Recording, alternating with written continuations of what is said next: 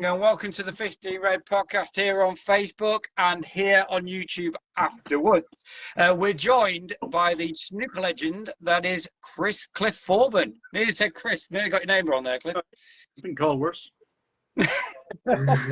And of course, the first man ever to make the 147 at the Crucible and a 1980 world champion. How are you, Cliff? I'm very well, thanks. Yeah, I just found out that I'm getting my vaccine a week today. We've been a little bit behind, but doesn't seem to have affected anybody. Very few people apparently, but with its normal, ups and downs of things that happen. A few people have been disappointed, but my wife and I are pretty happy that we're going at the same time, and it's sun's coming out here in Toronto, so it's good, beautiful. Yeah. Good news. He's always a good pickup, isn't it, when the sun comes out? Yes. Oh yeah, it puts a spring in my step. I'll tell you, but the golf won't be for a couple of weeks. Not that we can't play, just the fact that it's the ground is still wet and frozen. But don't feel too sorry for me. It's okay. So we've got a few questions for you here, Cliff. Hopefully not too taxing for you and everything like that. So the first question I want to know is how has the lockdown been for you? I know you've done like virtual lessons, but how are you finding all of this lockdown business? First time in our lifetime. Well, I think the first thing that I really noticed was just how much work that my wife did around the house, and she found out how little that I did. But it was okay. We sort of the funniest thing that happened to us at the start was when we both thought that there was something wrong with the bathroom scale, but after about a month, so I went out and I said, well, I think you're right, and I went out and bought a new scale, and we both got on it, and she lost 4 pounds and I gained 4 pounds. So I don't know how that worked, just with buying a new scale. So we had a bit of a laugh about that, but yeah, it's really brought the family together. We have our youngest son, Andrew, living with us, and that sort of helps with many, many things around the house. And it's, with just traveling all my life and just getting to spend some valuable time with my youngest son. He's 34. He was actually born when I was playing Steve Davis in the semifinals of the Worlds in '86. So for the longest time, I was never home for his birthday. Anyways, so we got that out of the way nicely, and he's at home, and we're doing lots of stuff together, and it's great. But yeah, the wife Barb is great, and she's still teaching 3 days a week, and just little people. 7 to 10 kind of a thing, and she's a trooper, I'll tell you. Boy, I've got a great wife there. Good stuff. That's what you want, a good woman behind you, Cliff. Oh well, yeah, always makes a difference, doesn't it? Yeah. So how did you first start in this, in snooker? How did you first get into it, I guess? As far as I think I saw The Hustler. It was somewhere around that time in 1960, 61. I saw it. I guess I must have seen it at the movie theater. I can't remember. But I went over to a friend's place, and they were playing pool. And I had ball sense. I played lacrosse, which is a very difficult game. It's like with a rubber ball, and you pass the ball like this in a stick that's made of leather and catgut, they used to call it, which doesn't sound all that great. I don't think it was really catgut, but and I was quite proficient at that. I was pretty good at baseball and soccer or football, and sort of had just a thing, spinning balls and stuff like that. And then when I was about, just around that time, my dad was bowling, and I went to watch him bowl for a while. And I don't mind bowling, but it's sort of loud and and I watched him for a while, and then I heard a strange noise, clicking sounds coming from a stairwell,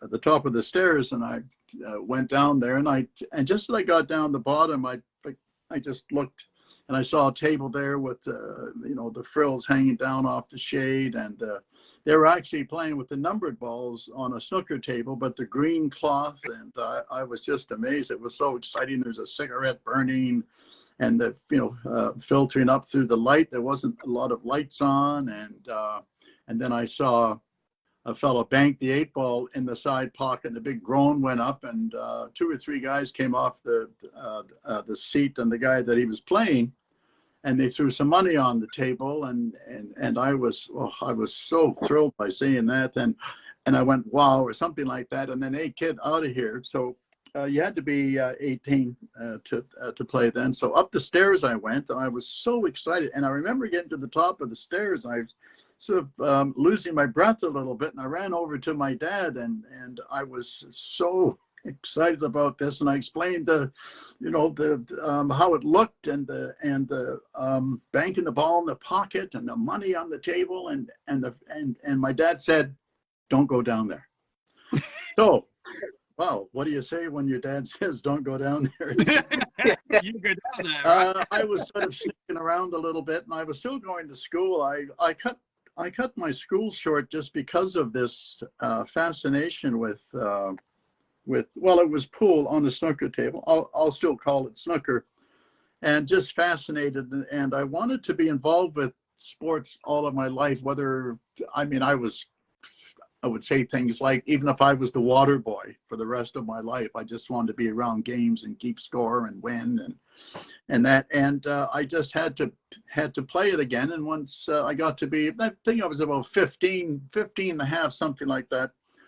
I just basically said, well, I'm done with school. And actually the truant officer used to come to my house, and he'd end up actually chopping wood for me, like talking to me how to get, and then he realized, he said, God, I'm chopping wood for you. You're the, the person that's supposed to be suffering here. And anyway, so he was pretty good, and he knew that I was so enthralled with the game. I'm telling you something, I couldn't wait to wake up and go and play. I didn't want to go to sleep. I didn't want to come home. I wanted to do it for the rest of my life. And I didn't know that there was a world championship until I was probably 19, something like that. There was I saw I'm sort of going ahead a little bit here, but I saw an article that said that Joe Davis, it was an older article, obviously, had just made it said it wasn't world champion. It said that former world champion Joe Davis made the first competitive 147, and that was 1955, I think. I'm a little bit of a historian, but the first while, I didn't know a thing. We had a fellow, George Chenier, that actually had an ownership at this room in Victoria, BC, where I'm from. And I just want to say, if nobody's been to Victoria, or there's Vancouver, the mountains, Olympics, Whistler, and then there's Vancouver Island. You want to get out there and see it in your lifetime. Really.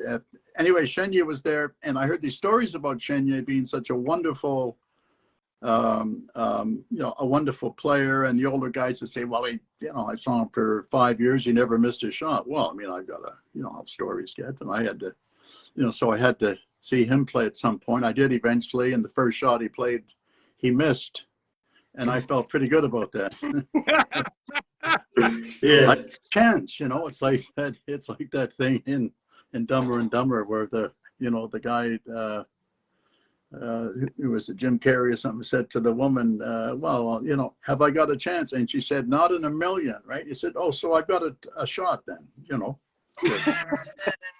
Yeah, but anyways, yeah, so that's how I started. I just followed it and I never went for a long period of time without noticing an improvement in my game. And that was, I guess you got to be lucky that way to a certain extent. And I got to see great players. I wanted to travel and play and watch and listen and all that. But it's a bit of a long-winded message. But when you're from Victoria, it's like we had a fellow that was runner-up in the World Judo in the Olympics in the World Judo Championships when the Olympics were in Japan, and he was a Canadian, a white guy, and he was second. So that's sort of like somebody like myself and Bill and Kurt coming from the situation that we did. Very, very rare, although it's been,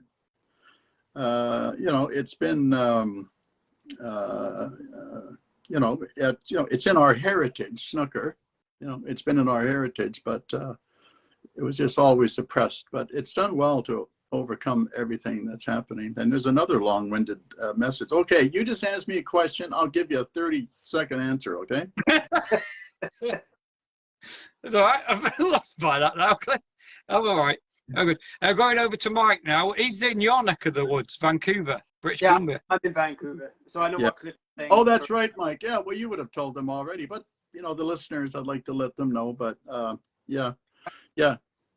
So in 1977, how was the transition from playing in Australia to Manchester to Sheffield? Like, how was that? I was living in Toronto by then, and Manchester.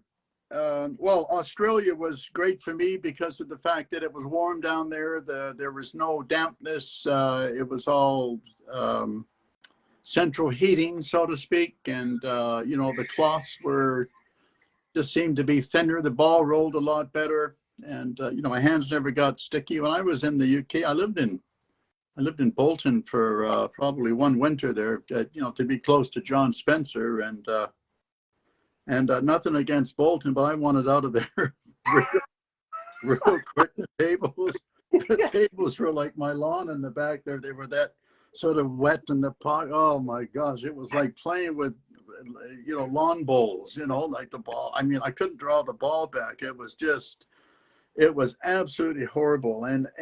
But perseverance, stayed there, and then probably played in the World Championship in '74, but around there. But even in England, it was starting to dry out, so to speak. And I hate saying that but to me, the difference was unbelievable. You wouldn't even, people now wouldn't even understand, the young people.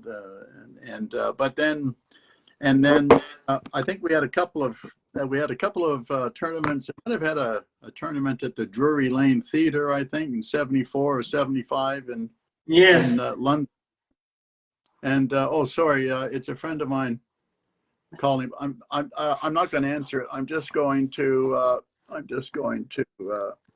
Okay, there we go. That's good.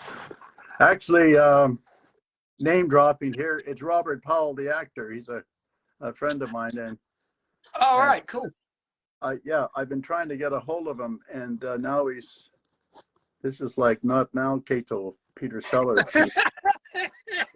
Yeah, there's a time and a place for everything, Cato. Fine, there we go. Lovely fellow. We used to, we had a lot of fun together.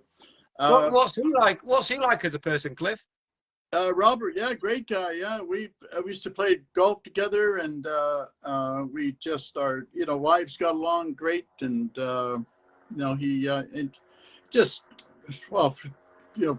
him you meet, or you have a dinner with Jeremy Irons, and I wouldn't mind being in his back pocket all the time. But we've had some wonderful times in golf. He's got a snooker table in his house, and just pleasant. Loves golf. We had won some tournaments together, and he's competitive. He's he's a Man U supporter, so sorry for swearing for somebody anyways there, but it just, and loves cricket, and that's a whole new, it's a different side that I sort of found out about, and just rarefied air kind of a thing, and just wonderful to be in that situation. Yeah, good guy. I just, Jesus Christ. And there you go. Yeah. I've had a to someone say hello. Kelvin Platten says hello to you, Cliff. He says Kelvin, you know. Kelvin, yeah. He says, could you do your Jim Carrey impression for him? Jim Carrey. He says,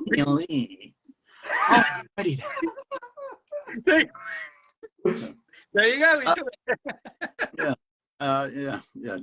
Kelvin. Yeah, it's funny. Yeah, he used to. He plays, and he used to give me rides home to my hotel up in Newcastle way. Oh no, yes, or is it Burnley? Yeah, Calvin, don't put me on the spot like that. Yeah, but nice fellow. Yeah, loves his snooker. Lefty. Yeah. How do you think, Cliff, the World Championship has changed from, say, 1972 to now? What do you think has been some major changes? Well, I guess if you go to 1971, you can back just a year. Then you bring Spencer and Ray Reardon into the mix, and then of course 72, Alex. Yeah, that's a big thing, and that's when I first came over to the UK in 73. My first World Championship. I met Alex in London, and he had just been, I don't know, horseback riding or something in the morning, but he brought a different element in. I mean, and I'm not talking about people that, come on, Alex, and everything. And, but it just, the press and everything. And I remember just seeing some of the adverts for, what was it, Tommy Nutter or some, Alex would be on the back of a bus and he'd have a bell bottoms on with a white bell bottoms on, sort of like this, and they like this, and it was very, very glamorous. And he brought he brought everybody into the game. I mean, he brought the posh people, and whoever it right. There's nothing wrong with posh people, by the way. No. Okay, and just to clarify that, I'm worried about what I say now. I'm not. Got to be politically correct these days. Yes, of course. Yeah, it's getting. Yeah. Anyways, I'm not going to go there. So he's got and wearing the different kind of clothes, and then onwards he went with wearing hats, and then Kirk, like a fedora, and then Kirk wore a straw hat and so forth, and the dress was became a little bit. You see, we used like funky's a word. Funky to me is like the Johnson Brothers. I don't know if you've ever heard them, but they're a funky band, and which means that it's good. It's Isaac Hayes, and it just like it's. Oh yeah. So it's fun. And, funky here is like, oh, what is that smell? So that's like somebody's changed the friggin' word. And that bothers me. Yeah. But funky is a great word. So, but anyway, so and the clothes and everything. It's sort of like I guess there was Carnaby Street before we even came over there, and and I lived in San Francisco and for about a year, and that's where somebody said to me one time in San Francisco, although I didn't at the time I had I didn't have a girlfriend, I just didn't drink beer, I just playing pool, but they said in San Francisco at that time that they smoked every kind of grass but AstroTurf. But I mean, like around that, but like that's just how it was then. But I was obsessed with. I was still obsessed with, pool and all this stuff, snooker. So, anyways, yeah. So Alex, glamorous. In '73 they went to the poor man's Wimbledon format where they had I don't know 8 tables or something. They had a real big match room. Well, 800 people, I think, but all, with scaffolding. It wasn't a theater at all. And then they did the same thing in '74, and it was a little bit better. And then they started to move into theaters, and now you get the sponsors. Well, I mean, I could name all kinds, and so could you. There was either beer or a cigarette, or booze or cigarette. That's just, well, that's the way that it was. And but it. It gave like a lot of people like a living there. But and then the BBC, I think they did something in '76. Pot Black was 6 years before that. But and then you can just sort of see that there was, you know, the networking and everything, and the players. There was finally had a ranking system, so the people that didn't win the championship were, you know, they became more bona fide kind of a thing. Well, number 7 in the world, or well, you know, like when Alex was around, or Reardon and Spencer, it didn't matter who you were. Or, you know, you were just, you know, the other group kind of a thing. But just, you know, everybody was organized. The association was formed, and then there was the 80s. But now we were looking for tournaments to play in. When I first started, they the tournaments didn't have a practice table at first, you know, so it was a little slow getting going in a match, you know.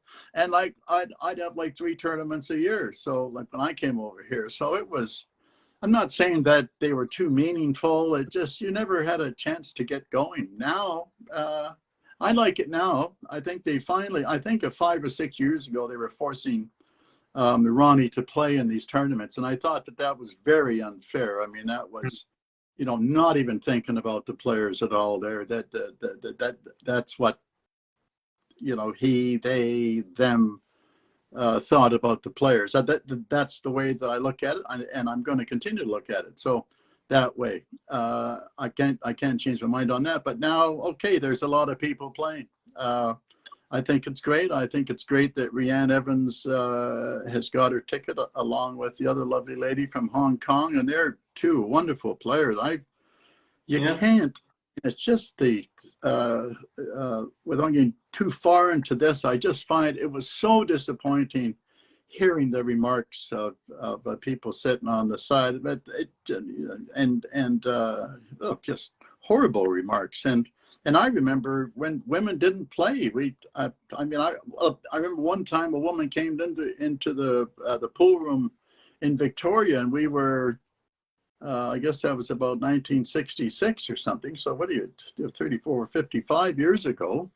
And she came in and you know, potted a few balls and then left, and we were all like,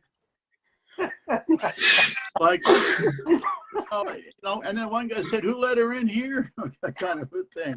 But I thought it was great, and then I ended up winning with Natalie Stelmach. Unfortunately, she's passed away, but she was from Sudbury, and we won the world mixed doubles in '81. I think beat Vera Selby and Steve in the final, and she was the first woman that actually, you know, like at the time, sorry about this, but we would say, well, you know, she hit the ball like a man, right? So that's just how it was then, because they, you know, ladies weren't allowed to play.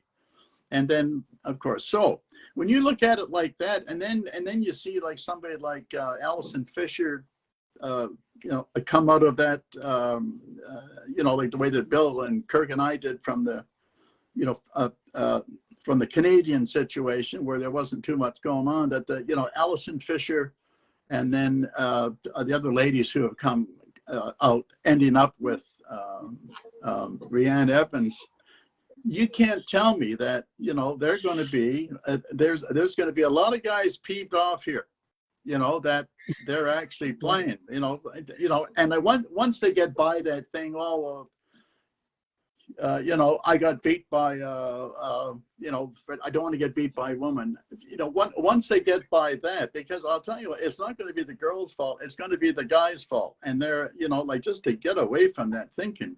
I remember playing with, playing in a 9-ball tournament with Karen Korb, probably. Yes.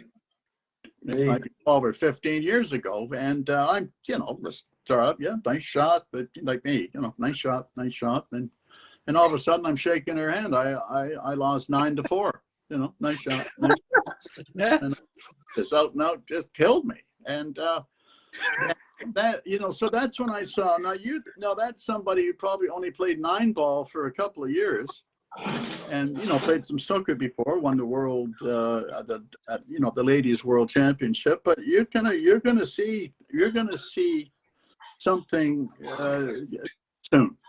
Like you're gonna see an explosion with the ladies game. And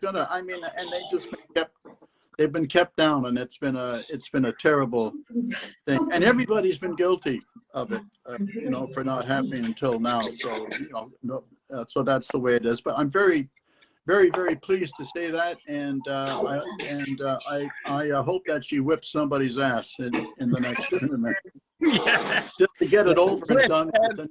I've got a few more questions coming in from people for you. One from Keith Walker says, I was at your 147 at the Crucible. When you said in the middle of the frame, let's have a little break here, was it just to relieve the tension, or did you really want to blow your nose? Well, yeah, I just blow my nose.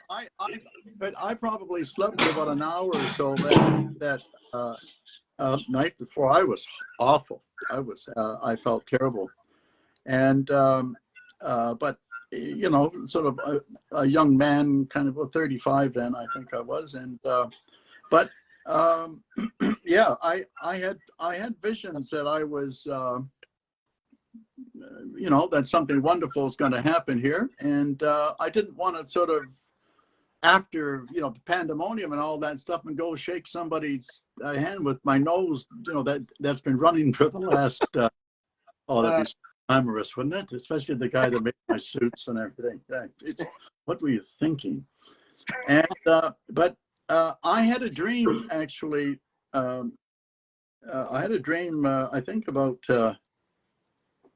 3 weeks before that. I had a dream that I made a 147 in the World Championships, and I potted the first red, and I had a half ball. And I had a half ball black with the cue ball high on the black, and I potted the black. Then the cue ball hits the black ball cushion, jumps up in the air, and goes right into the pack like that. And they all spread. And if you would have noticed that the balls were like, you've probably never seen a 147 like, starting out the way that I did. Well, the flute, yeah. Yeah, we don't have to talk about that either. And so but the balls were really spread. But I had a dream that I actually made a 147, and just very quickly, about a year before that, I went golfing with some friends of mine, and I had a dream that I spent some time with Jack Nicklaus in my dream. And I went out, and told the guys on the first tee, and I went out, and the par was 70 on this course,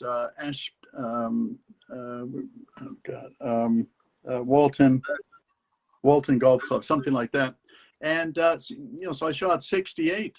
And so the next time that I played a golf with this guy, he said, "Any more dreams last night?" Oh dear. Dreams do come true. I mean, it's like, honestly, you're not. It's just, it's just ironic. But I've got to say that because I just sort of wonder if somebody else out there had this, something happened with dreams and stuff. And I'm a believer, so it takes the pressure off if you've done it before. Yeah. So you did really blow your nose on that last red, coming up to that last red. No. Well, I did blow my nose, but I didn't know. The worst thing to do is to stop there. I think I'm going to turn this down here.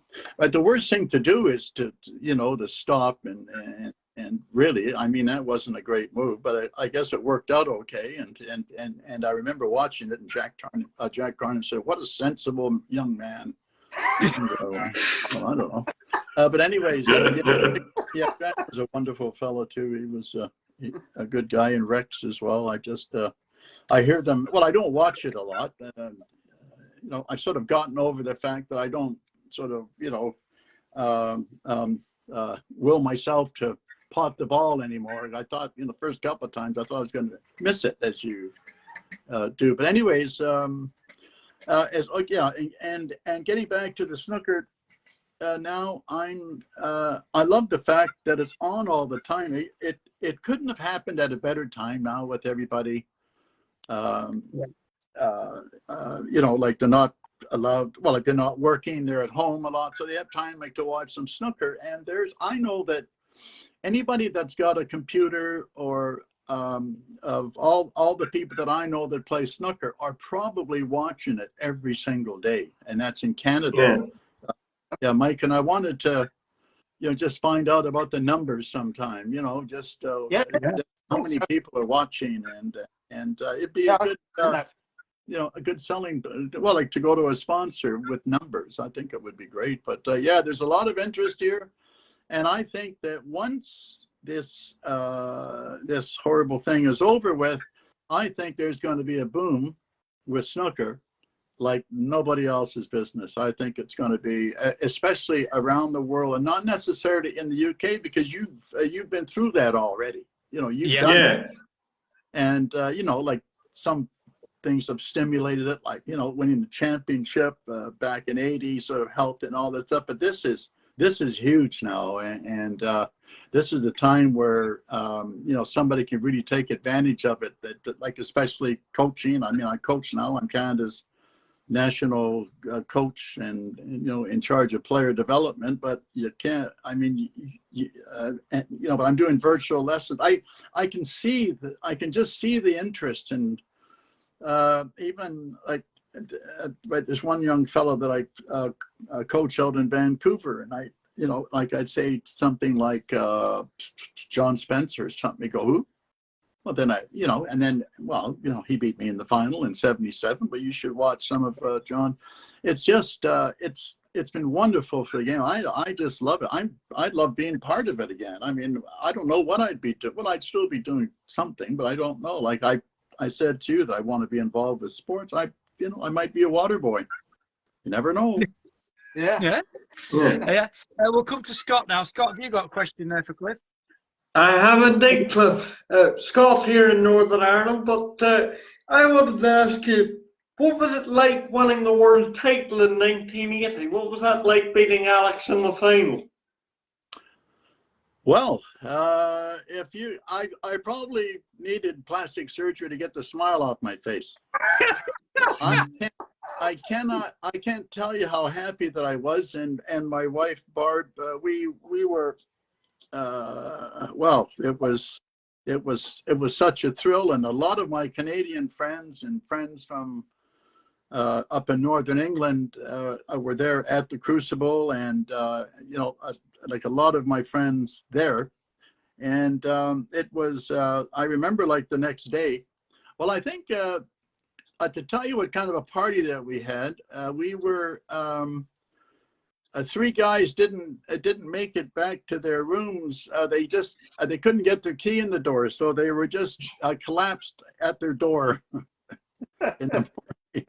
So they had to actually, it's a truly three of them, right? They couldn't even get in their room, and they were just slumped or whatever it was, and that was something. But there was I remember. I was I was having a bath the next morning, and somebody from one of the papers wanted to have a picture, and my they phoned the room, and Barb said, "Well, he's in the bath." He said, "Well, can we have a picture with him in the bath with the trophy?" So why not? With what Mark Williams did, that's Yeah. So anyway, so they came in there, and I actually looked pretty good then. I can't believe how the pictures came out. But well, I'm a little vain, with the hair and everything. But they used to think that I used to have a whole suitcase full of hair products and stuff. But anyways, back to your question. So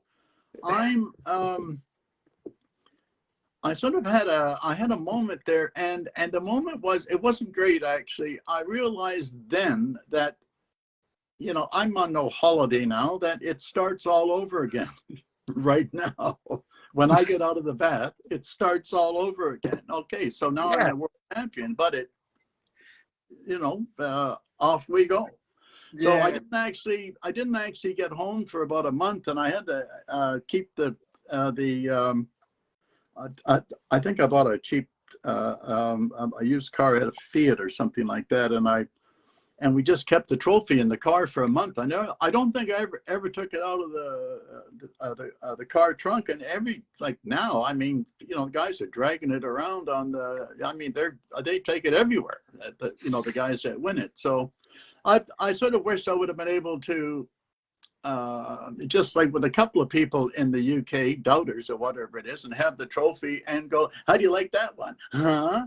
And just, oh God, I wish I could have just gotten even with a couple of guys. But anyways, but that's what happened. And I remember I know, I took it out of the trunk one time, excuse me, and I think I dropped it in a car park.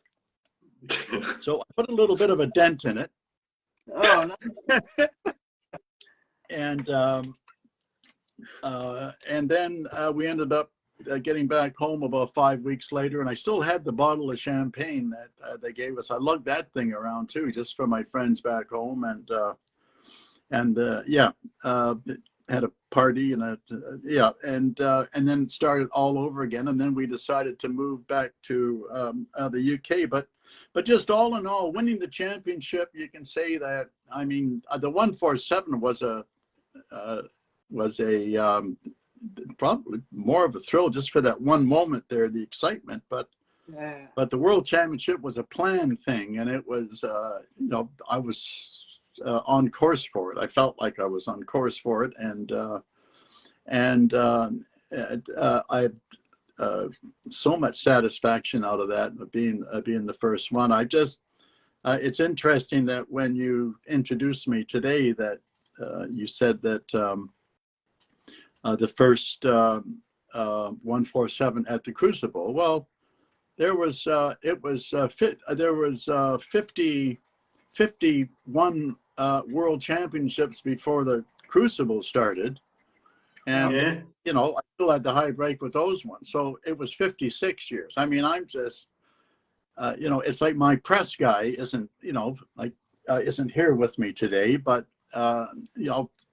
like I've got to say that I was the first one for 66 years, I think, because Jimmy Jimmy made one in 92 or something, or 92, correct?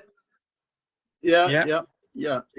And so it's just that I'd like to get the numbers right. But it was winning the championship was huge. It was, I thought about my dad and my family, and now everybody had a yardstick, and the reason why I brought up that name, George Chenier, was the first. He's in the Canadian Sports Hall of Fame for snooker as well, and George was the only yardstick that we had, and because nobody else of any note did okay in the UK. So, and then my win sort of, okay, well then that's a yardstick, and it can be done. And you look at my background and how much I practiced, and I mean, I practiced a lot. I remember somebody saying, walking by the table one time when I was young, they say, Thorburn, you spend more time on the table than the cloth.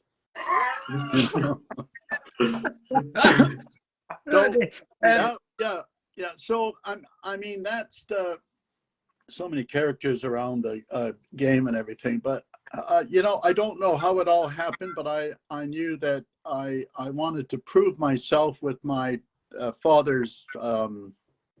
They had 7 or 8 kids in the family. I can't remember now. That he was the only one that didn't have a lot of education, and I wanted to win it for him and myself, and just that it was it's just funny. Like you end up sort of having a bit of a chip on your shoulder, or whatever you want to call it. That when somebody's saying that you come from I came from a broken family too, but like so many people, but then you start playing a game that people say that it's a bums game, and you know, and it, you know, it had the name, and you know, that it was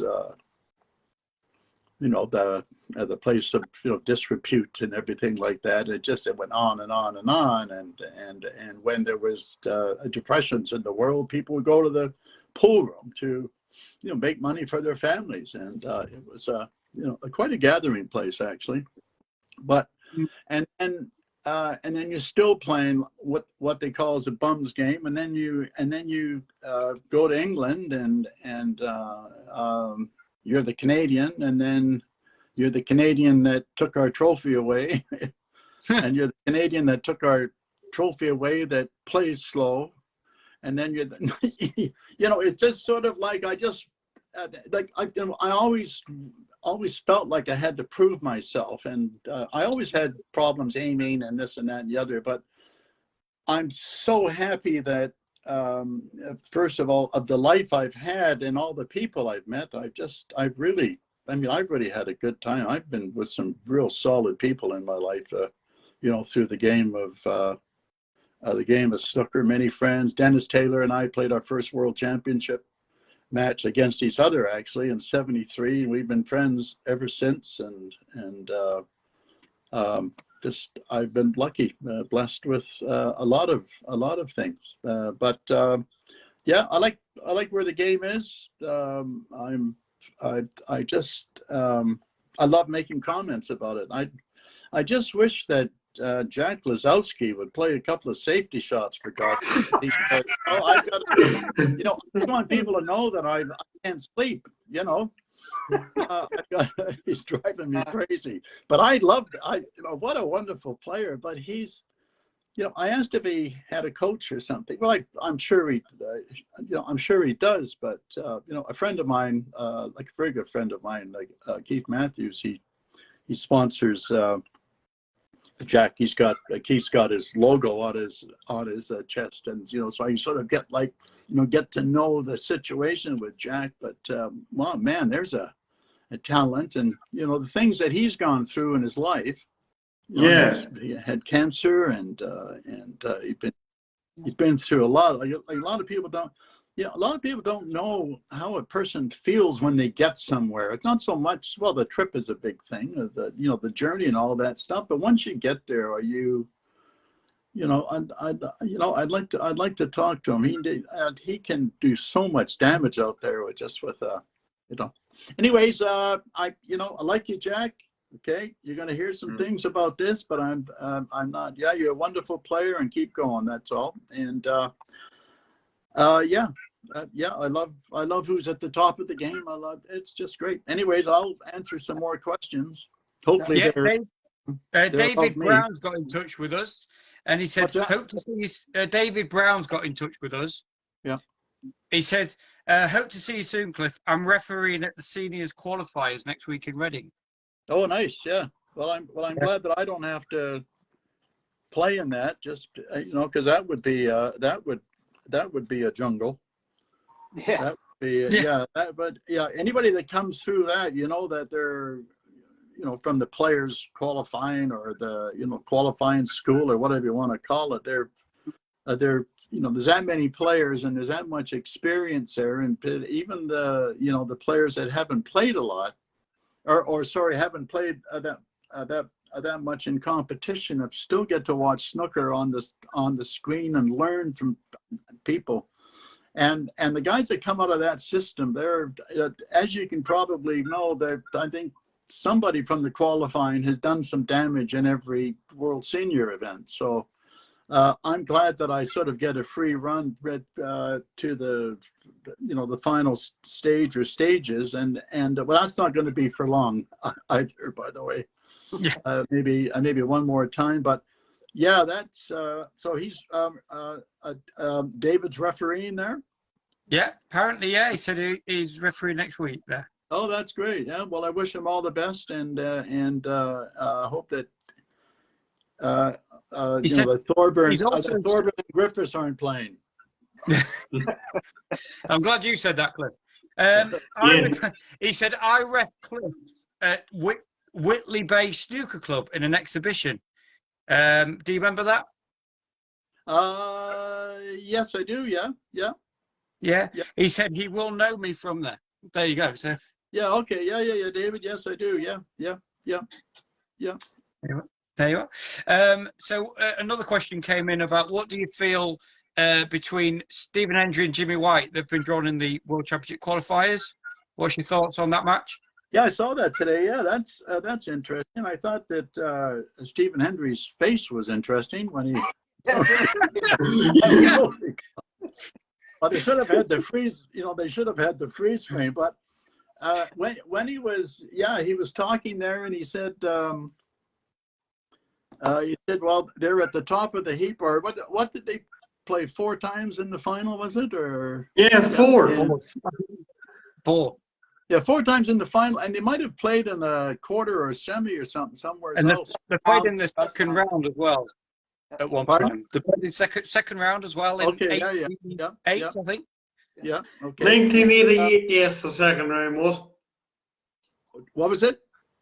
1988 was the second round. They played in the semis in 95 as well, and Stephen made a maximum break. Okay, yeah. Okay, yeah. Gee, you know more than I do. Okay. Great. Well, yeah, beautiful. And I stand corrected. Yeah, you're right there.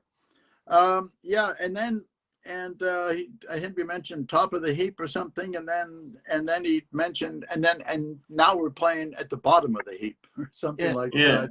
But well, what can you say? And even it's a wonderful situation. It just goes to show that the special ones can still maintain a standard. I mean, I know what it was like to play when I was 58, and that was, well, Jimmy made a 141 last week or something. I mean, that's fantastic. But listen, I mean, I could, the first thing that I would say there is that they're both lucky to be playing each other. I'm just saying that, one of them is going to get through, but they could have much tougher draws, each of them. They're not, they're not the favorites. I mean, but they're both capable of winning 3 matches or whatever they have to win to get through, or 4 matches. They're, they're both capable of doing it, and but haven't done it for a while. And I think it's great that the standard. I think that at the first round, the first one to win 6 or something, isn't it short, or the first 2 rounds? Yeah, the first 3 rounds are best of 11, and the last round best of 19. Yeah. Well, the last round, the best of 19 is very fair, but yeah, the best of 11, I think last year, because I was Gary Wilson is a friend of mine, and I was following his progress, but he lost, and I think, and well, he was upset. Well, who isn't upset when you lose? But he lost, I think, the best of 11 because he'd been through that qualifying thing 2 times, winning 3 matches in a row of the best of 19s, and now he's faced with the best of 11 against like a very, I know he lost to a very worthy opponent, but that's that best of 11's going to change a few. Well, it's not going to be a confidence booster, I don't think, for anybody, just because of the, the best of 19 has been there for years and years. But I think, well, at least the fellow that loses this match isn't going to be exhausted. But I think it's going to be fantastic, the fact that they're playing. And, I'd like to see what the viewing figures are for something like that. I think that should be told while the match is on, or at the latest, like the day after. Like, let's let people know how how snooker's doing, how popular these guys are. I think it's going to be great for the game and their fan clubs. Barry has got in touch with. He said he loves the way Canadians say snooker. I don't know why, that's just a random one. And also Kelly Barker, who's our special guest on Friday, says, who do you tip to win this year's World Championship? Yeah. Okay. Well, you can't, you know, if I said that I don't think John Higgins is going to win, he'll probably win it. But it's just because, you know, the 3 bruising semis he's had, and just maybe just a little bit too long for John. It might even be the same for Ronnie, but you know, you can't count Ronnie out. Selby, he probably can't wait to play more than anybody else. You know, he feels that there was an injustice done to him, but it wasn't really an injustice. Just that's just what pressure does to you. But I think he's ready to win. Selby, Robertson. I don't know how Robertson has never won it again. It's beyond belief that that he hasn't won it since, what was it, 2011? 2010. Yeah, 2010. It is 11 years. 11 years.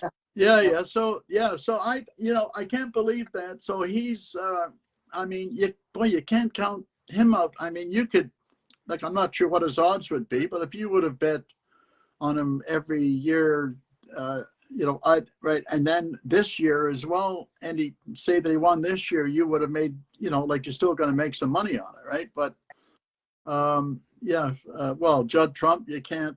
It's young, fit, and he likes the long tournaments. I mean, that's he's been behind in matches. He's very, very good at playing from behind, and so is Ronnie O'Sullivan, especially in the early round matches. But Ronnie always ends up with just always seems to be a problem, whether who he's playing or his cue or the tip, or he's really getting finicky, and fidgety, and but you can't bet against Ronnie. I mean, well, you could if if you knew a lot about did Brown beat Ronnie in that tournament or not? Who beat Ronnie in the Jordan Brown won 9-8. In Wales, Jordan Brown won against Ronnie. Welsh Open, yeah. So it must have been a shot. So he's probably going through some serious changes, but you can't. There's the golden 5 or whatever you want to call him. You can't count anyone out. But if I was to put my Canadian dollar, my life on, I as much as John Trump doesn't have the all-around game yet. Well, you got to go with Judd Trump. Judd Trump and then Selby second. I can't, but then again, you can't count the other guys out. But I like Selby. I think he's going to be like a real threat this year. Can I just ask you, Cliff, what was the rivalry like between you and Alex Higgins? I know it was well documented that you weren't best friends, but what was it like from your personal view? Well, the first day that I met him in 1973, he threw a ball down the stairs at me. So and then it never got better. But I was but the door was closed at the bottom of a, we just closed the door down the stairwell, and this ball came rocketing down there off the door. What a racket! Jeez. But I could have just my cigarettes and opened the door up or something. But anyways, you can. But he was really mad that day. So, but we always seem to have a problem. But I got along okay with him. If he was with his wife and I was with my wife, it was it was okay. And I'd just try and stay away from him. If I was sort of forced into his company, it was okay. We just, something would happen though. That's, if I played him, if I won, there would be something going on, or, so it just, it wasn't a, like I said, he wasn't a good loser, but he liked to be the center of attraction, and he normally was. I mean, even I would, like, if I was watching a match, I would be looking at Alex when he's in his seat, you know, I didn't care who he was playing. It wasn't it wasn't terrible. It was just one of those things. I don't take any crap from anybody, and he forced himself upon me. It just seems like. I don't know why. I'm just a wonderful player, right? I loved. I mean, I saw him play at the Redwood Lodge in the Bristol, and I think he made 2 1-3-5s back to back, and he'd had quite a lot to drink. I mean, that was just an unbelievable performance, I'll tell you. And but I never played anybody that had to win or wanted to win as bad as him. Nobody's close, you know. He had to win, and you know, he had the following. He had the world behind him, really, and you know, messed it up once in a while. But I mean, there's lots of people have done that. You know, talents were. You know, his talents were second to none. He had a gift. He'd have a short cue with that was sort of heavy. He'd go around the billiard rooms, and he'd go around all the, you know, the rack cues and take all the good tips off and put them into his little jar and then leave. And people go, "Where's the tips gone? How we lose all those tips?" No, but like he always ended up with used tips. He was you know, he was innovative. He just he had, you know, like just potting a red and, you know, breaking the pack up and staying on the black and all, you know, all sorts of stuff like that. And that's with the heavier balls as well. So and good safety player. He knew, you know, and but he knew how to wind you up too. He was very, very good at that. He was as they say in the golf, you know, a scratch. Scratch. Yeah. Like he did with the famous Q extension incident. Yeah, well, yeah, that was well, I lent him my you know, extension, and I didn't think twice about it. But my manager had passed away, I think, a couple of days before that, and I didn't really in a hunting accident in Canada, and I didn't really want to go through anything like that. I was going to say something to him when he said no. He didn't hear me, but you know, but then I just sort of you know, I walked out, and then I came back, and yeah, I don't know why he said that. He said, I think he even said the referee said no, Cliff, but like he'd go, "Hello, Clifford," like that. Yes. Yeah, and he'd say, He was a bit. I always watch Cliff's mouth when he's playing, you know, or something like that. Well, I thought it was funny. I mean, it was okay. But, yes, but that was just Alex. That was just worth. I know that one of the members of the press said something after I lost to him, and I think it was a semis of the UK, and one of the press said to me, "So you didn't like it when he? No, you didn't like it. No, sorry." You're not going to give me your extension like that? I wanted to go over and sucker this fella. I'll tell you, I've never been so mad in my life. He had no idea what was going on, this guy. And he wasn't a normal one of the press guys. He was a tabloid guy. And I'm not going to, but boy, oh boy. I suppose that got Alex on the front pages, did it? What's that? I suppose that got Alex on the front pages.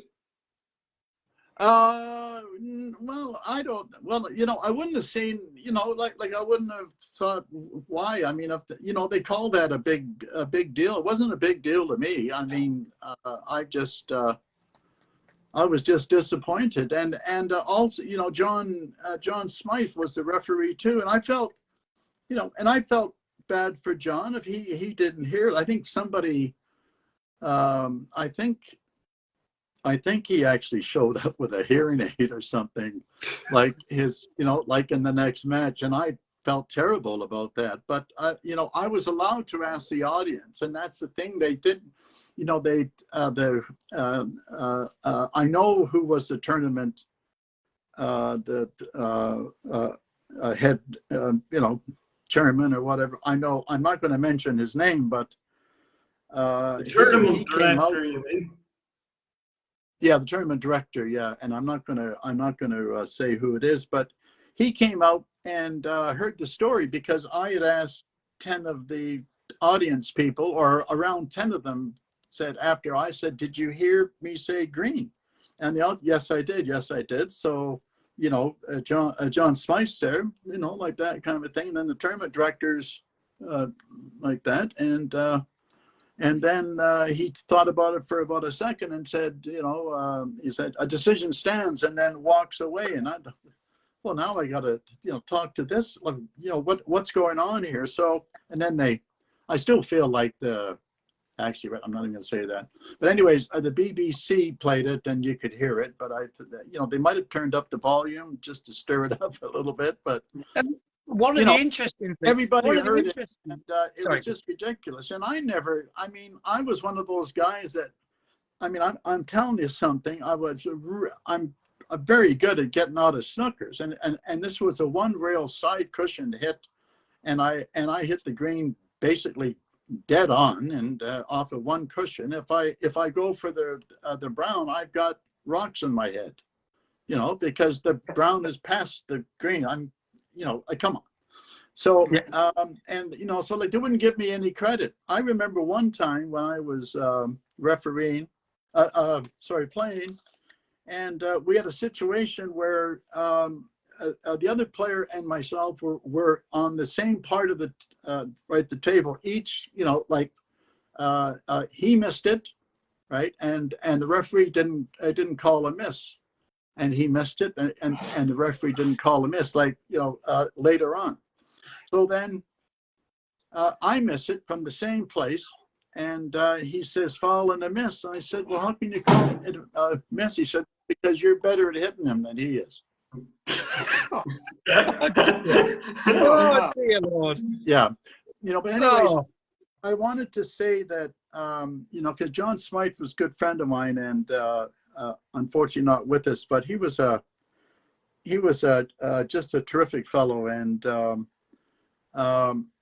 I felt like today I saw somebody had written, or somebody put a picture in there, and they said worst referee decision ever. You know, I mean, all that had to happen. Well, you know, it wasn't, of course not, but all that had to happen there was for the tournament director to say, well, then we'll take the word of these 10 people. I mean, you know, the referee might have been like, you never know what was going on. You know what I mean? Just I just thought it was just blown out of proportion.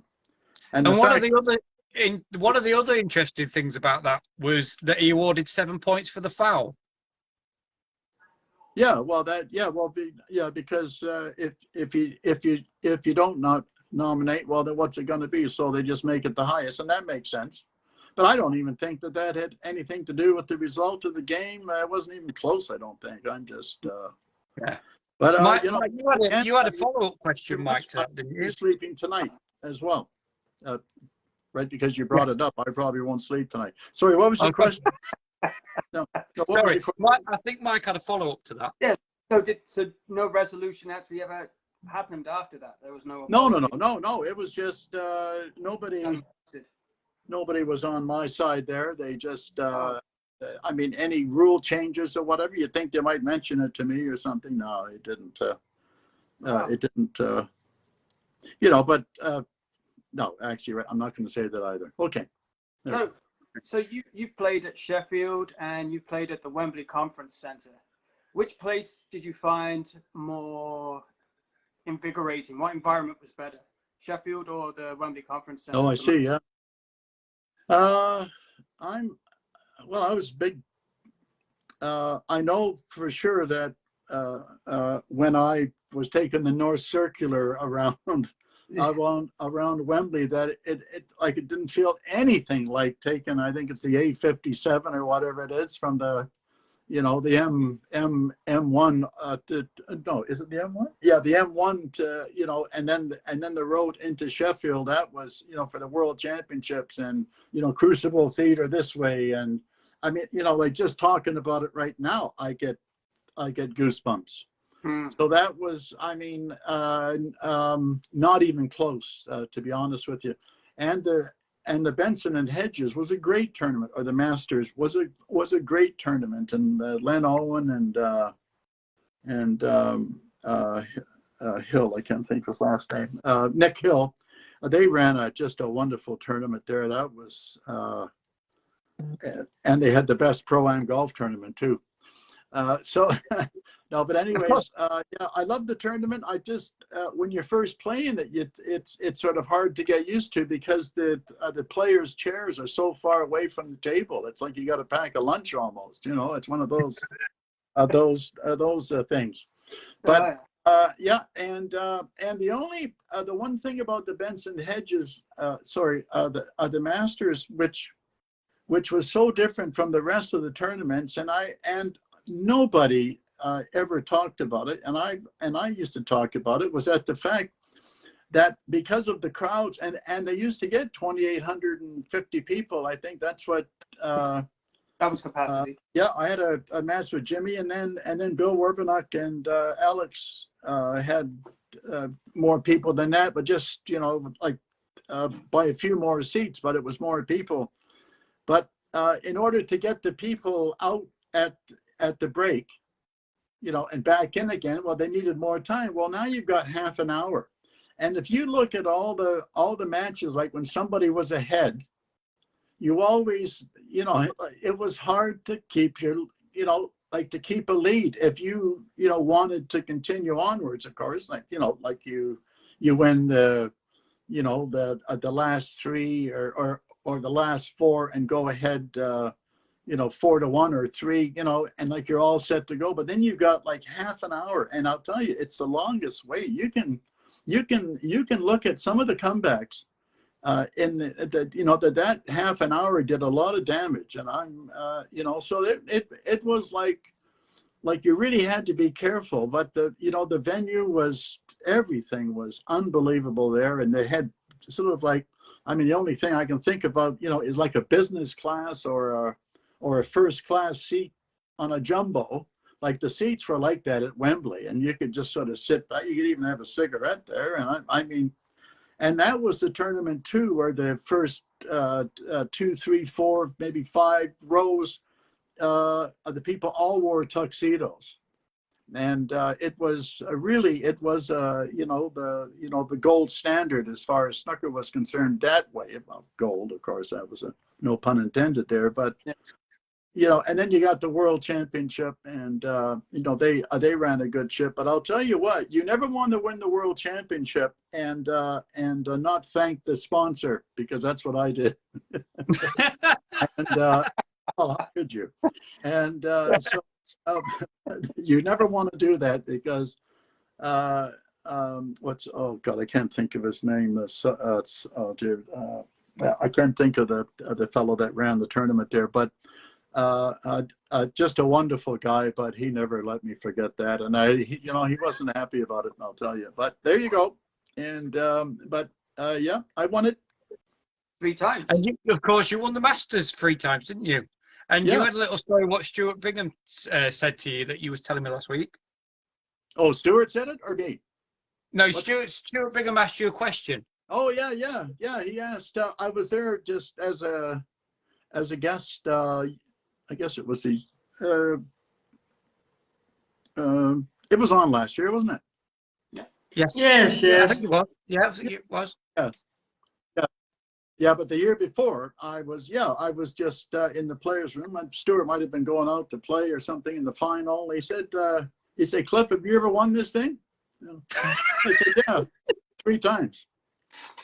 So I've got to sort of either talk to World Snooker about the, you know, the press people there, or like, come on, do I have to have what, you know, like with it on my forehead stamped on there with a, you know, a Canadian flag? Yeah, that was quite a surprise, and I got stopped a few times too by security. But you know, but I understand that because I've never, well, I mean, I haven't been there for the longest time, and yeah, I had a great time. Yeah, that was a bit of a surprise. Yeah, that was Yeah. you know that he didn't know that. I mean, I just, well, mind you, I mean, it was 37 years ago or 35 years ago the last time that I won it, but yeah, 3 times in 4 years. But I mean, even if I would have gone into it at length, he probably would have, you know, well, you know, nobody wants to hear something 37 years ago, but yeah, Well, except me, that is. I was quite surprised that he didn't know that. But then again, you know, it's not all about me, is what my wife says to me all the time. It's all about you, isn't it, Cliff? You know. Yeah. Sorry, but it wasn't. Just to follow up there from, we've got a thing here from Dan Cowan, who says those seats at the Wembley Conference Centre were so comfortable, they were like armchairs. Yeah, they were. Yeah, they were. I mean, I never liked to sit in there because that meant I wasn't, you know, probably in the tournament anymore. But yeah, they were very, very comfortable. I mean, very comfortable. Like, think of comfortable and then double it, that kind of a thing, right? I mean, just spacious, and yeah, they had, you know, the armchairs, like they were sort of wider, so you could almost get like 2 you know, arms on it, kind of a thing. But yeah, very, very, very good. Yeah. And what? How long have we been on for? I've got to. What time is it? I'm sorry. It's coming up to 7:30 our time, so it'll be 3:30 yours, I think. Oh, 3:30. Yeah, I've got to. I can't talk for too much longer, actually. That's fine. No worries at all, Cliff. That's absolutely. We appreciate you coming on anyway. Yeah. We appreciate it. I'm supposed to have a story for you or a joke or something. Yes. Yeah. Okay, let's do that. We'll end on this, and then you can tell us the joke. So, okay. What's your favorite 80s band? 80s band. Yeah. Oh boy, 80s band. Yeah. Sometimes the 70s drifts into the 80s and all that stuff, right? I'll tell you. I mean, I'm a. Boy, see, you could have asked me that question before, and then I could have thought, this is, yeah. I'm a big fan of, what have I got? Well, I mean, okay. What have I got on my playlist? Okay, well, I might not be able to actually categorize it that way. I like even stuff like ELO. All right, yeah, that's good. Yeah, anything to do with like the 80s. What the? Oh gosh. I mean, I was, you know, Beatles, Rolling Stones, Led Zeppelin. All right, Moody Blues. Okay, there you go. Yeah, brilliant. Yeah, I love all that stuff. But I like rhythm and blues. I like Nancy Wilson is, you know, a singer, and you know, I love those, you know, couples songs and so on. Yeah, I love music actually. Your favorite NHL team? Montreal Canadiens. Oh, where am I? Okay. The best joke. Sorry. No, I must have somebody here for the Montreal Canadiens. What? I can't believe it. Okay, well there you go. And of course, you're the best joke you have heard. We must hear that before we sign off. Sure. Well, a joke. Now this is like a true story, right? All right. Okay. Yeah, it's not like, you know, like have some people told a joke? No. No. Okay. Well, yeah. we asked the question. It's humorous. Anything humorous. Okay. Humorous. Well, when I was young, I used to travel back and forth across Canada, and probably hitchhiked. I mean, I went like this. I might have hitchhiked across Canada and back. We'll call it that. Probably 10 or 11 times. I've taken the train. I've taken the train and sat on the day coach probably 4 times, and that would be like right through 72 hours. There, yeah. Yeah. No, but I wouldn't be there and back. And I've driven across it and back probably 10 times, that kind of a thing. I mean, I traveled a lot. I was on the road, you know. And so I'm on the train, and we're going. I'm going home, back. I'm going from Toronto to Vancouver, and we stop off in a place called Thunder Bay, and Mike would know that. That's called Thunder Bay. It used to be Fort William and Port Arthur.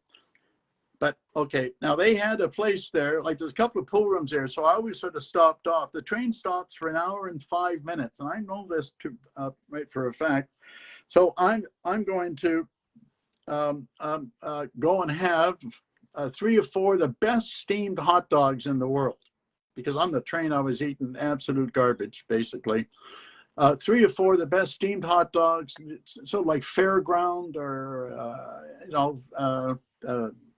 circus hot dogs, but with freshly cut onions, big hot dog, and mustard, and the buns are fresh, and they were 20 cents a piece. This was about 1967 or something, and there's a pool room there as well. So, sorry, they were in the pool room. So, anyways, I go up there, and I have a couple of quick hot dogs, and I know the owner, and I've got an hour and 5 minutes. I'm looking, I'm checking it out, and he said, this guy over there likes to play, and I said, sure. He said, yeah, he'll play for $5. So I go over to this fella, and ask him if he wants to play a game for $5. Now this was when I really played fast, eh? I'm just kidding. Actually, I did. Right, so anyway, so here's the guy, and he's got wellies on, or gumboots that we used to call them, and they were just caked with dirt and horse or a cow manure. And he had on the overalls, and he had a white T-shirt on, and he had like a baseball cap with these glasses, like the bottom of a Coke bottle. I couldn't even tell if he was looking at me or not. So anyways, I'm under pressure for time. So we play, and it gets down to the end. I'm looking at my watch. I'm going, boy, I've got to win this game. Anyways, he beats me for the $5. I'm absolutely devastated. This is the worst thing in the world. And oh my God, I don't know if I've got enough time to play. I said, sir, right, would you mind if we took off some of the, sorry, and it was like a little bit deaf, just a little bit deaf. I said, sir, would you mind if we took off some of the red balls and have a shorter game? I said, what? He goes, what? I said, would you like to play with less red balls? He said, who? Right, less red balls. He said to me, I don't care what his name is. I'll beat him too.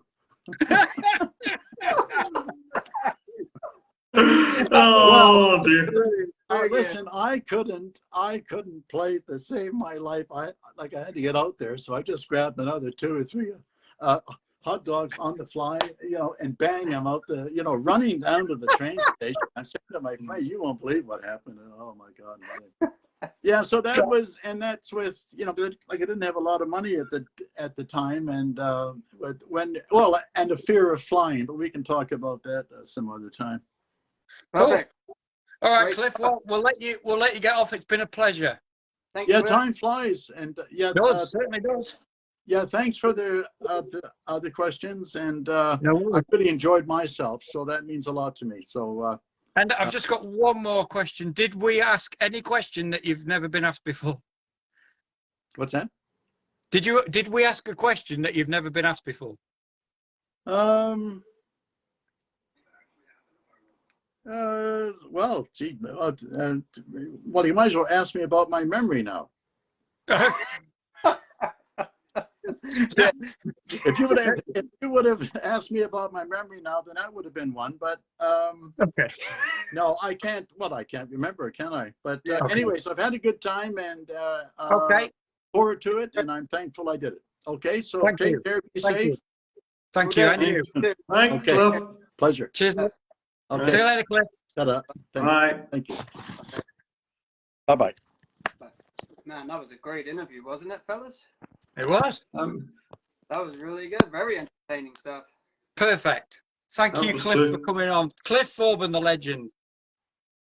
Just before we sign off, I also want to point out to the people watching, he was also made an Order of Canada in 1995. And he's also in the Canadian Sports Hall of Fame. So he's a big player. Just want to say thank you to David Brown, Kelvin Platten, Elliot West, and Barry Loopy or something it was called, Snooker Loopy from that hub. Yeah, so thank you to everybody who's got involved. And I just want to say thanks to Cliff Thorburn again for coming on. It was an absolute pleasure to meet him for the third time. Well, for me, the third time. You the second time, Mike. It's got you the first. Yes, indeed. But yes. So, yeah, it was excellent. Top bloke, top interview, top bloke from Kelvin. So I just want to say, absolutely brilliant. We'll be back tomorrow night from 6 o'clock to review that. And also on Friday, we've got Scott. We've got a special guest. Kelly Parker, of course. Yep. Yes. So looking forward to meeting her on Friday. I trust, Kelly, that your almanac knowledge is sharp. Oh, yes. It will have to be sharp with you around, Scott, without a doubt. Right, fellas. Excellent. I've got to go. I'll see you soon. See you all tomorrow. Bye. Guys. See you later, guys. Thank you.